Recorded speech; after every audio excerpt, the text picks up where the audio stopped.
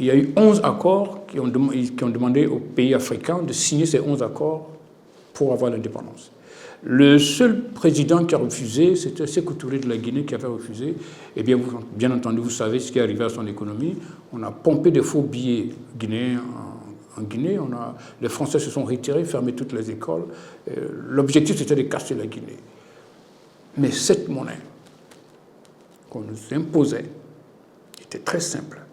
Elle a asphyxié l'économie de ces pays africains pendant tout ce temps, dans les 65 ans qui ont suivi.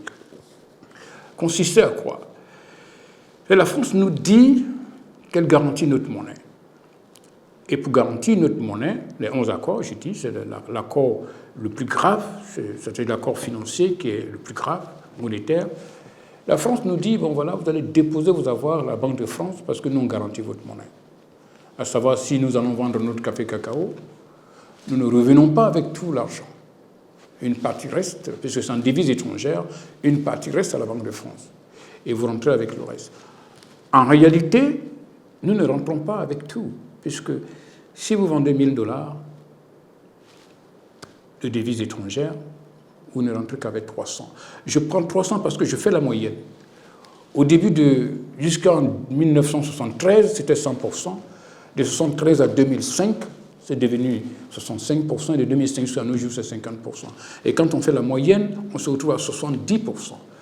Vous dites à un pays que quand vous allez faire votre exportation de vos produits, etc., vous déposez une certaine somme, c'est-à-dire les devises en votre banque, parce que vous garantissez la monnaie que nous utilisons. Malheureusement, c'est cet aspect qui a asphyxié l'économie de la Côte d'Ivoire. On n'a jamais eu d'économie en réalité monétaire. Or, sans l'économie monétaire, vous n'avez pas du tout une économie en réalité. Aucun pays au monde ne peut survivre ça. Si vous avez regardé un peu, à travers le monde, c'est la France seule, de tous les colonisateurs, c'est-à-dire l'Angleterre, la France, le Portugal et l'Espagne, c'est la France seule qui a soutenu ce modèle jusqu'à présent. Ce qui est surprenant, ça ne s'apprend pas à l'université. Il n'y a aucun texte au monde, aucune université au monde qui enseigne la mise sous tutelle d'une monnaie. Ça n'existe nulle part. Et quand on n'apprend pas ça à l'université, on ne peut pas quantifier. Donc nous sommes dans une économie de subsistance, notre économie n'existe réellement pas. Alors moi je vais vendre café cacao à 10 000 milliards. Nous déposons 1 000 milliards. Puisque je dois déposer l'argent au compte de la Banque de France, je ne retourne qu'avec 300 milliards. 700 milliards restent à la Banque de France parce que ça peut garantir ma monnaie. Entre autres, quand je retourne en Côte d'Ivoire, mais comme les biens d'équipement, nous n'en produisons pas, alors presque tout retourne en France. Je m'explique. Les Français nous ont orientés dans les produits tropicaux, puisqu'ils ne peuvent pas produire café, cacao, EVA en arcade. Alors nous ont orientés Félix Houphouët-Boigny et presque tous les leaders africains vers ça, c'est-à-dire les matières premières ou le café cacao dans l'agriculture, depuis 1960 jusqu'à nos jours. Eh bien, mais les biens d'équipement comme les réfrigérateurs, les climatiseurs, les ventilateurs, les radios, les voitures, tout ce qui est comme équipement, vient maintenant de l'Europe. Au début, c'était la France. Et donc, nous sommes dans une relation commerciale où nous exportons les matières premières, ou le café cacao, et nous achetons les biens d'équipement avec la France. C'est comme ça que notre économie a été mise en place depuis 1960. Or, l'emploi ne se trouve pas dans le secteur agricole. Parce que le secteur industriel se trouve l'emploi. L'économie ivoirienne est basée sur presque 18 à 23%, ça c'est l'Afrique, de leur PIB dans l'agriculture. Aux États-Unis, c'est 0,8%. Si vous ajoutez l'agroalimentaire, nous sommes aux alentours de 5%. En France, c'est 5%. Il n'y a aucun pays développé au monde qui dépend de l'agriculture. Vous ne pouvez pas développer un pays avec l'agriculture, café, cacao. Donc on est resté dans ce modèle depuis longtemps.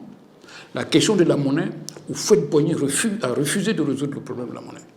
Laurent Gbagbo, Gueye, comment on appelle le président Ouattara, ils sont restés toujours dans le même modèle. Et tant que nous resterons dans le modèle, nous n'allons jamais développer cette Côte d'Ivoire. Ils ne pourront pas vous créer de l'emploi. Ils ne pourront pas vous créer toutes sortes d'infrastructures. Ils ne pourront pas. Pourquoi? Parce qu'on n'a pas les capacités financières de le faire. Notre économie est basée uniquement sur l'agriculture. L'assiette de l'État ne s'est jamais élargie. On est resté dans le café cacao et c'est resté là jusqu'à présent. Or, la population s'accroît de 2% chaque année. Vous avez 600 000 habitants qui s'ajoutent à la population générale. Donc les besoins sont énormes, mais nous n'avons suffisamment pas de fonds pour pouvoir nous permettre de nous développer. C'est pourquoi nous avons 35 000 milliards de dettes, puisque c'est le seul moyen qui nous reste. Et donc nous sommes dans cette situation depuis un moment. C'est pourquoi le renouveau démocratique demande de réorienter l'économie de ce pays. Réorienter veut dire quoi? Nous sortons de la question monétaire. Nous avons parlé de ça depuis 2009. Depuis près de 20 ans, nous parlons de ça. Nous sortons de cette monnaie. Nous restons encore dans le cadre de l'UEMOA. Peut-être maintenant, nous allons encore attirer peut-être les pays de l'AES pour que nous ayons une économie très forte. Parce que l'économie se mesure quoi? La monnaie surtout. Plus vous avez un volume d'activité économique interne très important, plus votre monnaie s'apprécie.